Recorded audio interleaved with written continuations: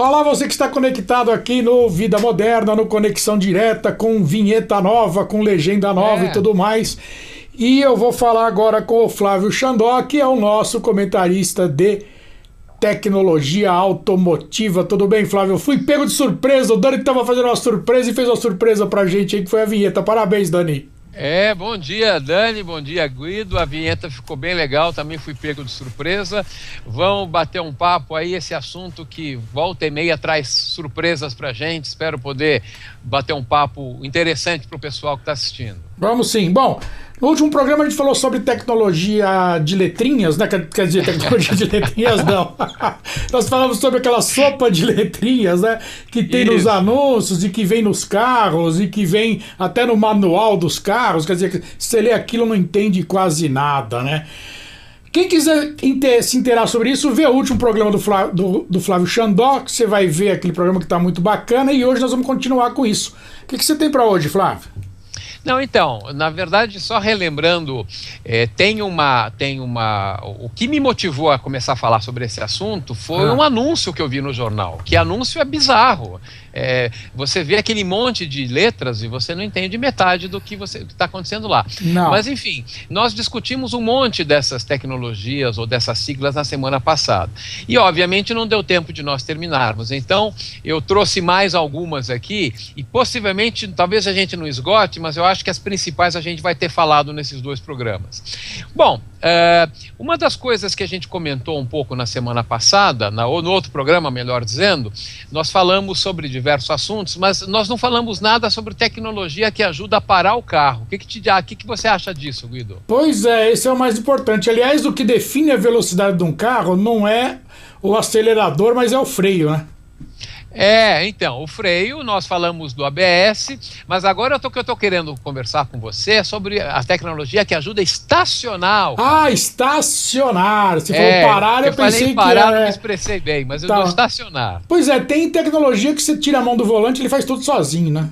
Não, então, eu separei três siglas aqui que vão ajudar a gente a entender um pouco isso. Elas já são meio que uma evolução uma da outra, né? Tá. Existe um sistema que é presente em alguns carros, que é um sistema simples, mas já muito interessante, que é o Active City Stop, o ACS. Né? O que vem a ser o ACS? O ACS, na verdade, ele está no meio do caminho entre ajudar a parar o carro e ajudar a estacionar. Ele é uma tecnologia que ele tem sensores ultrassônicos, né, baseado em tecnologia de ultrassom, que também são usados nos sistemas de estacionamento, que basicamente eles percebem a distância que você está do carro da sua frente. Tá ok. E aí ele não deixa você fazer uma colisão traseira. Se você tiver, como muitas pessoas fazendo o que é execrável, que é tweetando ou whatsappando ou SMSando enquanto dirige, ele não vai deixar você bater o carro. Idiotizando, exatamente. Tá? Então o ACS, fundamentalmente, ele usa uma tecnologia de ultrassom e eu resolvi começar a falar sobre ele porque isso vai ser usado nos outros dispositivos que nós vamos falar. Mas essencialmente é isso, você está dirigindo, se por um momento você baixou a sua cabeça para pegar uma caneta no console, para pegar o teu celular, e se o carro da frente diminui a velocidade, ele freia para você, para impedir que você colida. Isso já tem em carros nacionais? Não, né? Só importados. Carros nacionais eu não me lembro de ter, isso existem vários carros importados, mas é algo que, na medida que os carros nacionais já têm a tecnologia de assistência a estacionamento, como a gente vai ver, já é um meio do caminho para isso. Porque se você tem ABS, que ajuda a frear automaticamente, se você tem também esse sensor, o sensor de estacionamento, basicamente é um software que junta os dois, realiza essa função, você concorda? Faz os dois conversarem, né? Faz um machine to machine aí. Exatamente. Então, aí, voltando ao assunto aí do estacionamento, existe o APS, que é o Acoustic Parking System, também é uma sigla estranha. Mas por que Acoustic? Exatamente porque usa tecnologia de ultrassom. Isso aí, basicamente, você engatou uma marcha ré e está colocando o carro na vaga e começa a se aproximar demais do carro que está atrás, ele começa a apitar para você não ir mais do que deve. Esse aí é o mais comum, né? Esse é comum, inclusive ele é bacana, eu tive a oportunidade de de testar há alguns meses um Ford Focus. E o Focus, além da câmera de ré traseira, porque tem carros que tem a câmera de ré, que é o visorzinho ali no painel que te mostra o que está acontecendo atrás. Sim. Tem carros que só tem esse sensor. E o que é interessante desse sensor, o que ele chama de acústica, não é porque ele usa ultrassom, é que ele começa emitindo um bip leve. Isso. Se você está meio longe, bip, bip. Conforme você vai se aproximando, ele vai bip, bip. Quando você está muito próximo, ele já está no bip, bip, bip, bip. E chega uma hora que ele dá uma aflição que parece aqueles filmes de UTI, que ele vai bip. Parece que você morreu, entendeu? Aí realmente quando você não pode mesmo ir mais para trás ou para frente, enfim. Você sabe que outro dia o meu carro tem isso, tem esse aí, e eu peguei o carro da minha irmã que não tem. Tá.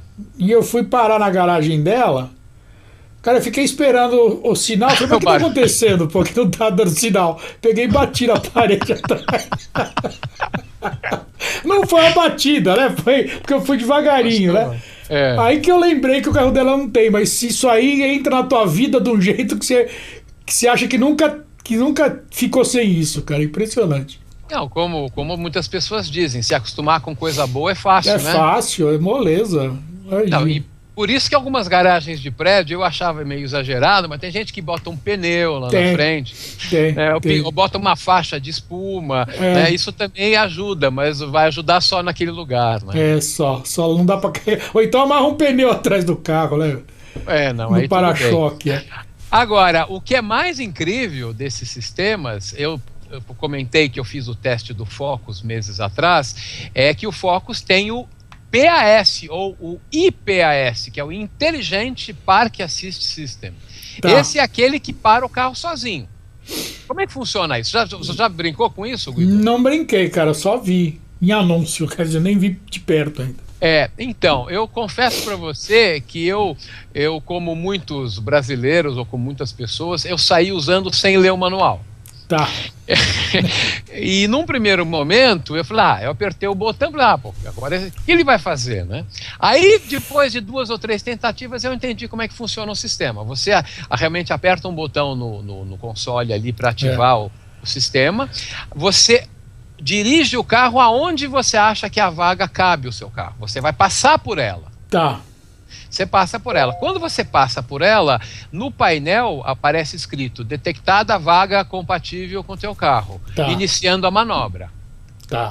Bom, aí a única coisa que cabe a você é, no caso era um carro automático, não sei se esse sistema é possível existir em carro manual, mas no caso era um carro automático, a única coisa que cabe ao motorista é dosar acelerador e freio, porque a direção começa a virar sozinha, parece que você está vendo um fantasma dirigindo o teu carro, é muito legal, a direção vira e ele vem, faz e para de primeira. É mesmo? De primeira. Agora, é diabólico. Eu acho que você tem que emparelhar o carro com o carro que está parado na frente, não tem não? Então, mas isso que eu falei, você tem que ativar o sistema antes de passar na vaga. Sim, antes de passar na vaga. Você parou na frente da vaga, ativa o sistema. Aí você dirige com a vaga ao seu lado, né, passa a vaga. Se aquela vaga é uma vaga dita compatível, ele faz a manobra para você. Tá. Mas você foi isso num test drive? O teu carro é assim? Como é que é? Não, foi um test drive. Meu carro não é assim. Até são aquelas coisas que você testa e fica pensando, puxa vida, como é que isso não me fez falta antes, né? Pois é. Agora, que carro que era, hein? Você lembra? Então, era um Ford Focus. Era um Focus. Era um Focus. Acho que é o único, né? No Brasil, existem alguns carros importados, acho que... mas no Brasil acho que é o único. Por enquanto acho que sim, dos fabricados aqui, se bem que o Focus acho que é mexicano, né? Acho que argentino, argentino. Mas dos vendidos aqui, eu acho que ele é um dos poucos. Agora, 2 comentários interessantes que eu faço sobre isso. Nem todas as vagas ele classifica como compatível. E aí eu fiz esse teste várias vezes, inclusive uma das vezes eu estava na USP, que a USP é um lugar tranquilo, eu fui correr, eu costumo correr sábados de manhã lá, e um dos dias que eu fiquei brincando com o Parque Assist foi lá. Né? E aí eu vi várias vagas, e aí teve algumas vagas eu vi, e que o carro falou que não era compatível. Aí eu olhei bem lá, não, eu consigo botar esse carro aqui. né? Aí eu fui, só que, né, 10 vezes, né? Aí eu consegui. Então, assim, uma pessoa que já esteja devidamente treinada, dirige há 30 anos como eu, você eventualmente vai conseguir parar numa vaga menor do que aquela automática. Só que a automática é aquela facilidade, né? Parou, ele vai de primeiro.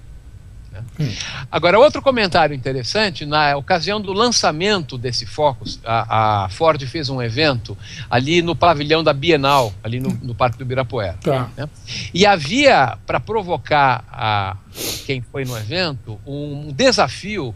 Você tinha um simulador onde você tinha que fazer a baliza, você fazia o estacionamento do carro, você comandando para frente, para trás, e tinha do seu lado a personificação da vovó Cotinha, era uma motorista de uns 70, 80 anos, que ela sempre parava o carro mais rápido que você. Porque ela ia de primeira, né? Claro, pô, aí não... claro. Não tem jeito. E outra sigla que você tem aí? Bom, tem um monte, vamos lá. Uma das coisas que a gente... uma das coisas que você falou en passant, até na hora que você colocou a chamada do programa anterior, é o HUD. Esse nem eu, confesso que nem eu sabia. HUD eu sei o que é. É que eu não tinha entendido. Eu sei porque eu analisei muito game. E eu jogava muito game de combate aéreo. Certo. Né? Principalmente quando teve a guerra do Iraque, quando o Iraque invadiu e foram os primeiros stealths, né? E nessa época, logo depois, surgiram muitos games. O HUD é aquele display que aparece no vidro, não é?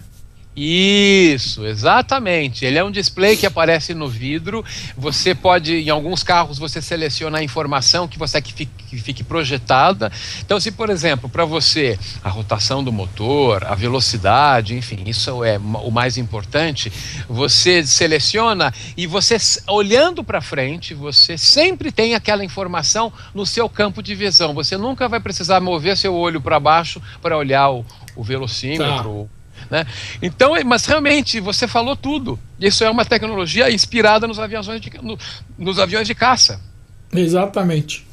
Porque no avião de caça, o piloto, ele não pode deixar de saber quantos mísseis do tipo 1, 2 ou 3 ele tem, a velocidade que ele está e assim por diante, né? Ele está sempre focado ali na carlinga, lá no cockpit do avião, ele tem a informação que ele precisa. Eu nunca dirigi carro assim, mas eu tenho uma amiga que me mostrou. Ela estava fazendo um test drive de um carro assim, e era, se eu não me engano, um Peugeot 3008, que é aquele SUV da Peugeot, e tinha esse recurso de projetava no vidro, era um azul, um azul céu, assim, mas um azul bem escuro, era bem, além do que fica bonito, é um negócio super high-tech. E não atrapalha, né? Não atrapalha.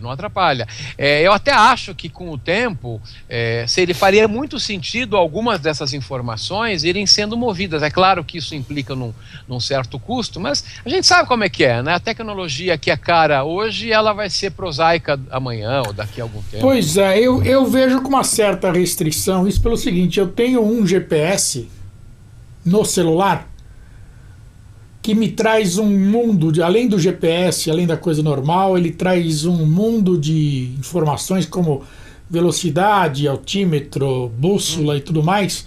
E eu posso usar ele como HUD e eu já usei. É mesmo? Eu ponho embaixo do vidro na frente assim. Sei. À noite, de dia ele não aparece à noite. Né? Porque durante o dia a luminosidade é muito maior do que... E ele tem um não sei o que lá, ele pede pra você botar no modo HUD, ele inverte. Entendeu? E você vai ver um reflexo, né? Então ele tem que fazer a inversão da imagem para refletir no vidro. E fica direitinho, cara, impressionante, fica bem legal. Na verdade é um HUD, um HUD simples, né? Uma maneira simples. Simples. Agora, quando vem já embarcado no carro, deve ser bem melhor, né?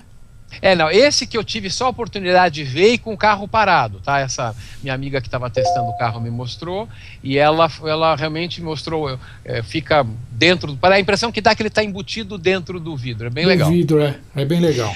Vou te contar uma outra, já que você gostou do sistema que estaciona o carro sozinho, tem uma outra sigla aqui, bem interessante, que é o LKS, é o Line Keep System. Esse você já ouviu falar? Não, mas pela tradução, quer dizer, manter na linha, deve ser esse carro do Google aí que dirige sozinho, né?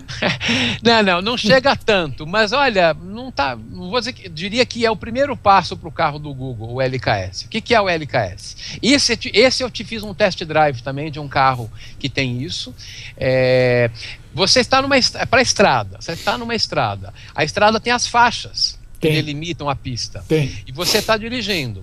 Se o carro começa a sair da faixa, ele detecta isso por câmeras na frente, ele tem duas possibilidades de ajuste. Num primeiro momento, ele vibra a direção.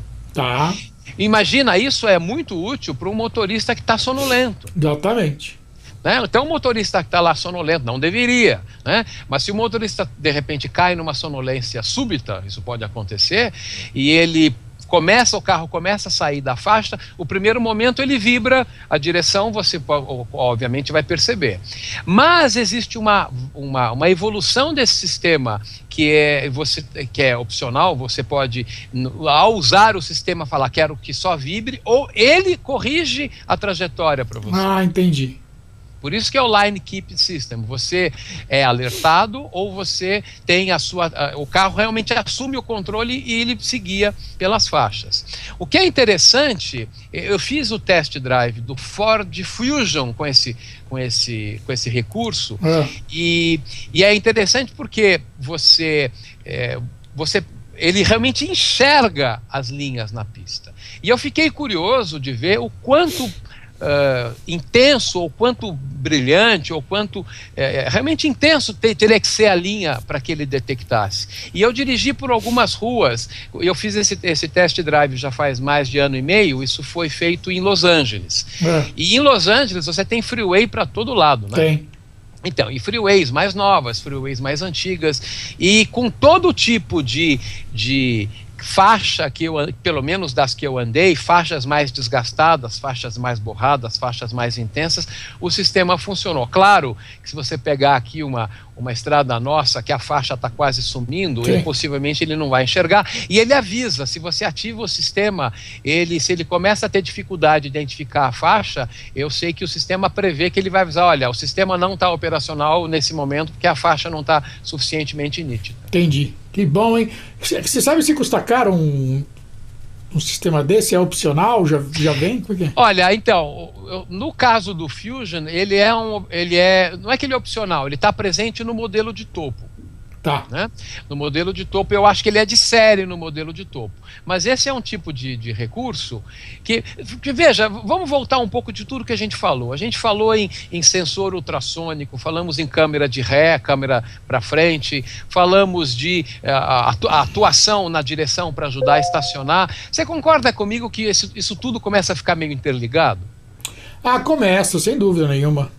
Então, é que assim, possivelmente, se você tem um sistema desse só, uma parte do que você precisa para o todo já está lá. Então, assim, o segundo acessório mais sofisticado, eu acho que ele provavelmente o incremental de custo já é menor, e sucessivamente. Então, talvez as fábricas de automóveis até façam algum ganho em cima disso, mas o fato é que na medida que o mercado começar a demandar, eles vão poder trabalhar com custos menores. Pelo menos isso é a minha leitura. Isso ninguém me falou, eu estou deduzindo aqui pelo que eu conheço um pouco aí de como funcionam as implementações desses recursos. Entendi. Diz uma coisa, uma curiosidade que bateu agora. Sabe esse sensor de chuva?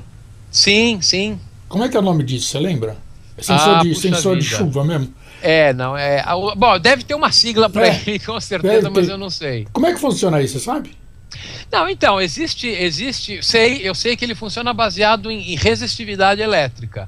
O vidro tem algum tipo de tratamento que, ao receber água, ele tem alguma variação na sensibilidade, e aí, ao mudar a sensibilidade, ele vai acionar o limpador. Inclusive, alguns mais sofisticados acionam, inclusive, com a intensidade apropriada, né? Apropriado, exatamente. Né? Você vai perceber aí a quantidade de água que está caindo, né? Tem pessoas que acham que isso é besteira, inclusive até, se me permite, vou citar aqui um artigo que eu li num portal, não lembro que portal, se foi Terra, Globo, ou, enfim, eu li há alguns meses um artigo num desses portais, exatamente comentando alguma coisa parecido com o que a gente está fazendo agora, mas o tom do artigo era as inutilidades que você não precisa no automóvel. Era um cara meio crítico, né? E havia várias, e ele, o sensor de chuva, o cara metia o pau, falava, a coisa mais desnecessária do mundo, não preciso. Bom, mas enfim, cada um sabe o que é bom para si, né? Exatamente. O que mais você tem aí? Bom, uma outra coisa interessante de comentar, aí mais para elucidar a sigla, porque isso é uma coisa já muito conhecida, se eu falo para você em PAS ou SAS, talvez você não saiba o que é, mas aposto que teu carro tem isso há 10 anos. O que é? PAS é o Power Assisted Steering ou Steering Assisted System. É a direção com assistência. Né? Que inicialmente era hidráulica, né? E hoje em dia os carros têm usado também assistência elétrica. Não sei se você já dirigiu, o hidráulica com certeza que isso é muito antigo, mas você já chegou a perceber a diferença da assistência elétrica e assistência hidráulica? É impressionante. É diferente, né? Nossa, é muito leve. É muito leve, é muito leve. O carro que eu tenho hoje, ele tem assistência elétrica. E é realmente, mas não é só a leveza, é curioso, porque como é baseado em sistema elétrico, sistema eletrônico, e no hidráulico também se pode fazer isso, mas ele tem a capacidade de endurecer pouquinho na medida que a velocidade aumenta, para não te dar uma sensação de insegurança. Exatamente. O meu, que não é elétrico, ele vai endurecendo à medida que vai aumentando. O hidráulico também tem uma solução boa de endurecer, mas eu não sei, os elétricos que eu dirigi, eu achei mais saboroso dirigir o carro com assistência elétrica. É mais gostoso, ele é mais leve, é diferente, não dá para falar como é realmente, tem que dirigir para saber como é que é. Não, e você falou de leve e segurança, e eu me lembro logo que eu tirei carteira de motorista, dos meus 18 anos, o meu pai tinha um Landau. Lembra do Landau? Lembro. Aquela barca? Lembro. Era uma barca, não era? É uma delícia aquilo. Então, mas ele tinha uma direção hidráulica que eu achava um perigo, porque aquele carro de 2 toneladas, você mexia com o dedinho a direção em qualquer velocidade, não tinha essa de endurecer. Eu não me sentiria seguro em dirigir aquele carro a 100, 120, eu nunca dirigi, até dirigi um pouquinho algumas vezes, mas eu tinha que evoluir para isso, né? Tinha. Você quer ver um carro que tinha isso? Era o Chrysler, o Dodge Dart. O Dodge era um dos rivais, na época que os carros eram grandes daquele jeito, era um dos rivais, né? Então, eu dirigi muito um Charger RT, que era o esportivo. Carrão. Era 8 cilindros, E ele tinha isso, ele tinha esse sistema de endurecimento de direção à medida que a velocidade aumentava. Já naquela época? Já naquela época, na década de 70. A gente está falando de 70, 80-se muito. O Galaxy era de 70, né? O Galaxy o Galaxy é 70, depois eu não sei se o Galaxy saiu de linha e entrou o Landau, mas enfim, era um Landau e eu juro que eu tinha medo, se um dia eu precisasse dirigir aquele carro em alta velocidade, eu ia ficar com medo. Não, ele era complicado. Escuta, precisamos ir para o encerramento, cara, já estamos com 25 minutos de programa. Tá, então eu vou comentar duas coisinhas. Na verdade, vamos comentar uma coisinha só. Né? Como passa rápido o tempo quando a gente está conversando. Impressionante. Tá, não, é só uma sigla que eu fui pescar esses dias, que eu tropecei nela por acaso, nem estava no meu hall de siglas para a gente conversar, que é o TWI. Essa eu vou te pegar. Essa eu não sei, cara. TWI não tenho a menor ideia do que é isso. Não, e pior de tudo, que não é nada sofisticado, mas é que é gozado como as pessoas gostam das siglas, né? Parece que complicou, as pessoas acham bonito, né? Elas acham legal. Pô, isso aqui tem TWI, meu. Então, o TWI é uma coisa do pneu, é o Tread Wear Indicator, é simplesmente um sistema que eles colocam hoje nos pneus, que na medida que o pneu vai gastando, se o nível da borracha chega naquela marcação, significa troca o pneu. E aparece no painel? Não, então, é claro, carros mais sofisticados, alguns poucos, eu sei que alguns poucos carros, tem carro que tem o monitor de pressão, que nós falamos inclusive no programa passado, alguns poucos carros têm indicativo de luz de alerta para isso, mas hoje não, esse aí é um sistema analógico dos velhos, você vai no pneu e tem lá uma faixazinha que se chegou naquela faixa você manda trocar. Mas eu guardei essa sigla aqui só para lembrar, só porque realmente me chamou a atenção. Bom, aí tem ainda, só para a gente fechar o AWD, 4WD, tração em todas as rodas, 4 rodas, roda da frente, roda de trás, que são siglas que as pessoas tropeçam, né? AWD, 4WD, FWD, RWD, nada mais é tração dianteira, tração traseira, todas as rodas, que é só para chamar a atenção. Quem vir isso, não se assuste, simplesmente alguns carros têm, as trações mudam, enfim, só para a gente pontuar aí esse final desse nosso programa. Tá legal. E vamos ver se a gente volta isso daqui a algum tempo, né? Não a semana que vem, daqui a algum tempo, porque toda hora tá surgindo sigla, né? Tem umas 2 ou 3 que a gente não falou, mas são talvez as menos importantes. Vão ficar guardadas aqui para exatamente serem somadas aquelas que surgirem e a gente voltar a esse assunto. E na próxima semana a gente vem com outro assunto que a gente até já sabe qual é. Exatamente. Nós vamos falar sobre carro elétrico, a evolução dos carros elétricos, a importância disso. E carro híbrido, né? Ele é elétrico, elétrico e híbrido também, né? O carro que funciona a combustível e a eletricidade, sendo que tem carro que não precisa espetar na tomada, não. Você vai ver, a semana que vem vai ser muito bacana. É isso aí, né, Xandó? Exatamente, perfeito. Muito bom estar com vocês de novo. Até a semana que vem. Até a semana, Xandó. Muito obrigado. E você que está conectado aqui no Vida Moderna, continue por aqui. O site principal é o vidamoderna.com.br. Passa lá no YouTube, é youtube.com/canal Vida Moderna, inscreva-se no canal. Para curtir a página é o facebook.com/canal Vida Moderna e o Twitter é o twitter.com/canal Vmoderna ou simplesmente @Vmoderna. E Dani, é o seguinte, gostei da vinheta, o Xandó gostou também, você tá de parabéns. Tchau!